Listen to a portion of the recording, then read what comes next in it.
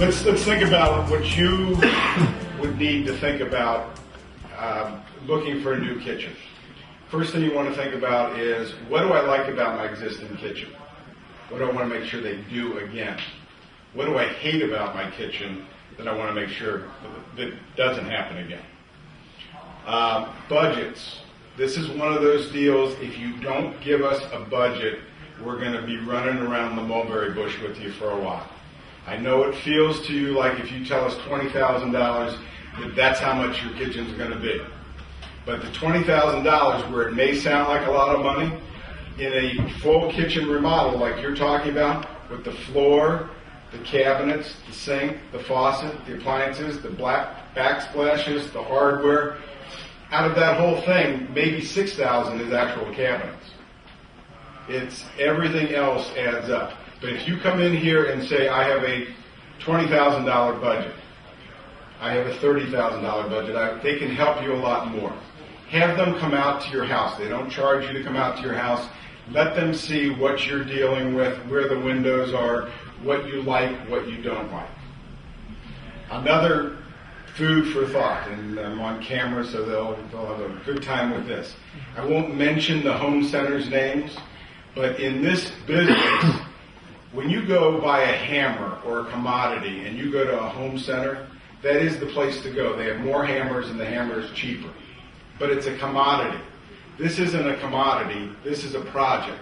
They basically have entry-level people, and they will charge you the same amount of money, because they don't save any steps, but they don't have simple things like going out to your house to measure. You bring them the dimensions. You pay them 100% up front. You deal with the bureaucracy. So, where in most cases, if you go to a specialty store, they're going to charge you more money. It just happens not to be the case in kitchen cabinets. And the work that these ladies do for you here is astounding, and they can take a space like this and have it look so many different ways. If you take door style, wood species, and color, just from us, there's 7,000 choices. Okay? So where do you start? Good place to start is what I like and what I don't like. So going through a brochure like this and saying, well, I like slab doors, or I like doors with a lot of detail, or I like doors with rope molding. Start getting a sense of the look of what you like and what you don't like. Once you find a door style you like, that door style is going to come in lots of different wood species. And that's where a selection center like that comes into play. If you like grainy woods, this would be considered a grainy wood. This is a quarter sawn oak, which is different than most of the oaks that you're familiar with because the grain pattern is going in one direction. They literally take the log and they quarter the log, and that's how they get the straight grain. Costs a little bit more, but it's a nice look. Then you have regular oak, which most of you are familiar with. And then if you like the grains, then you would consider a hickory. Hickory is one of those woods you either love it or hate it.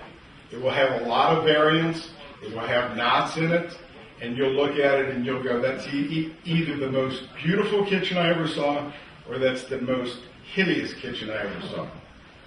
Okay? Then you get into what we call the smooth woods. Most popular smooth wood would be maple.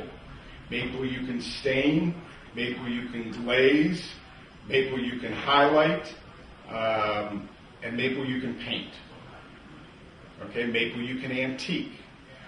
So there's endless amount. That's the easiest wood to work with, and we charge basically the same money for maple as we do for oak.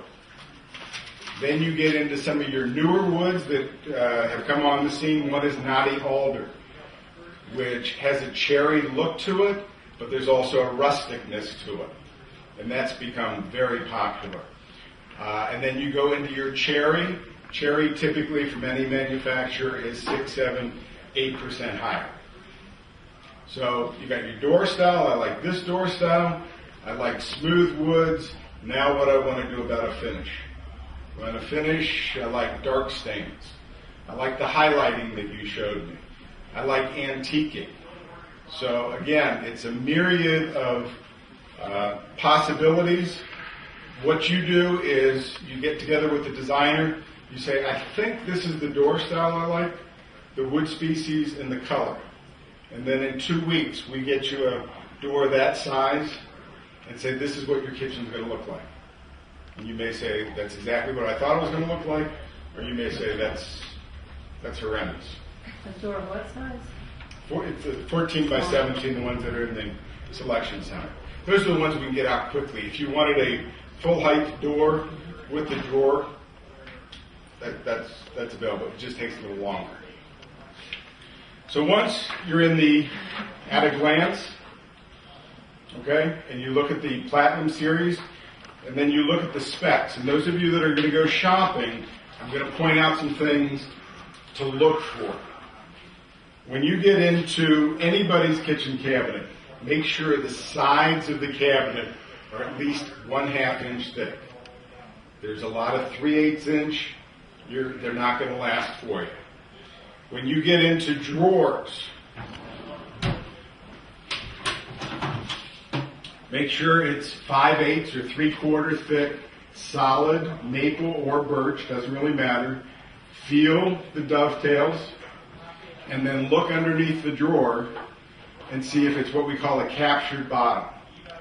Meaning, the only way this drawer is coming apart is if the dovetails break, versus somebody stapled the bottom of the drawer.